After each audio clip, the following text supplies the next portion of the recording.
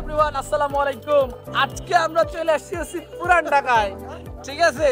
এখানে বাপু ভাই আছে আমার পিছনে, দিনারও চলে আসছে কক্সবাজার দিয়ে। যে আমরা হচ্ছে আজকে পুরান ঢাকায় হানিফে যাচ্ছি, রাইট ভাই? রাইট দিনার, ওকে।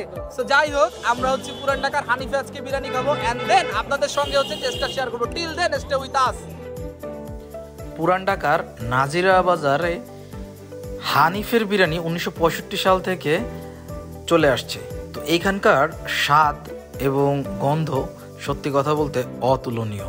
তো আমরা হচ্ছে যে এখানে আজকে চলে আসছি আপনাদের সঙ্গে টেস্টটা শেয়ার করার জন্য। তো আসলে সত্যি কথা বলতে ওনারা হচ্ছে জোহরের নামাজের পর থেকে লাইক 1:40 বা 45-এর পর থেকে আসলে খাবার সার্ভ করা শুরু করে, এবং সবার ফার্স্টে হচ্ছে ওনারা পার্সেলগুলো ডেলিভারি করে।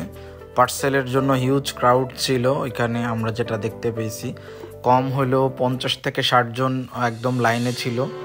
আর দেখতে পাচ্ছেন যে আসলে মানে কতগুলো মানুষ বসে আছে খাওয়ার জন্য।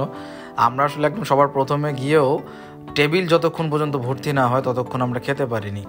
তো যাই হোক, খাবার চলে আসছে। তো এইখানে আমি একটু বলি, আমরা স্পেশাল প্লেটটা অর্ডার করছিলাম। স্পেশাল প্লেটটা নিয়েছিল আমাদের থেকে 280 টাকা।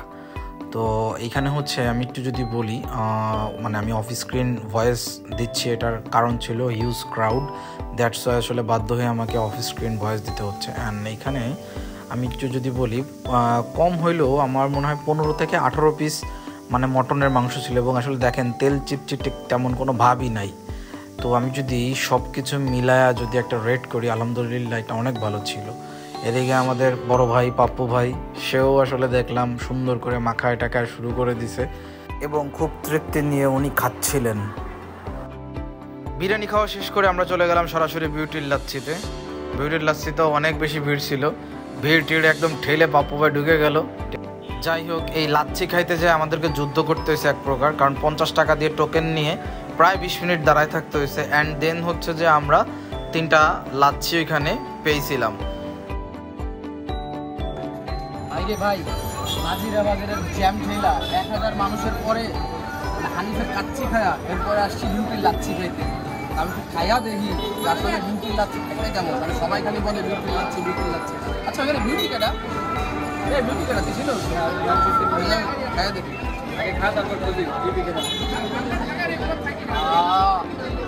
ভাইরে বিউটির লাচ্ছি খাইতেছি, খুব আরাম পাইতেছি। আমি যেদিন দিব না আসলে পুরান ঢাকার ব্যাপারটা পারি, ঠিক আছে। যাই হোক, আপনারা যদি লাচ্ছি নাই আপনারা আমাদের সাথে থাকেন। বাপু ভাই আপনি খান তো দেখি বাপু ভাই যে নিচে দেখা যাক, দেখি প্রচুর গরম, আসলেই প্রচুর গরম।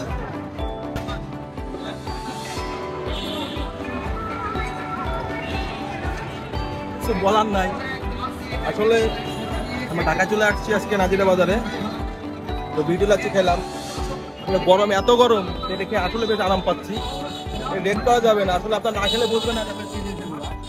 আপনার ঢাকায় আসলে অবশ্যই পুরান বাজার আসবেন। এই যে হানিফ, আপনার বিউটি লাচ্ছি, তারপরে আছে হাজি বিরিয়ানি, এগুলো খেয়ে টেস্ট করবেন কেমন কি। আজকে এই পর্যন্ত। সো এই ছিল হচ্ছে মোটামুটি আজকের ব্লগ। পুরান ঢাকায় খাইলাম হানিফে, বিউটির লাচ্ছি খাইলাম, খায়া দায়া এই যে পাপ্পু ভাই ভাই টায়ার্ড হয়ে পড়ছে। এটা আমার বন্ধু দিনার, অবশ্যই স্ট্রং আছে কারণ আমরা তো আসলে ইয়াং। ভাই তো একটু গ্যাঞ্জাম হয়ে গেছে, এই জন্য আসলে বাধ্য হয়ে খুলনায় ব্যাক করতে হচ্ছে।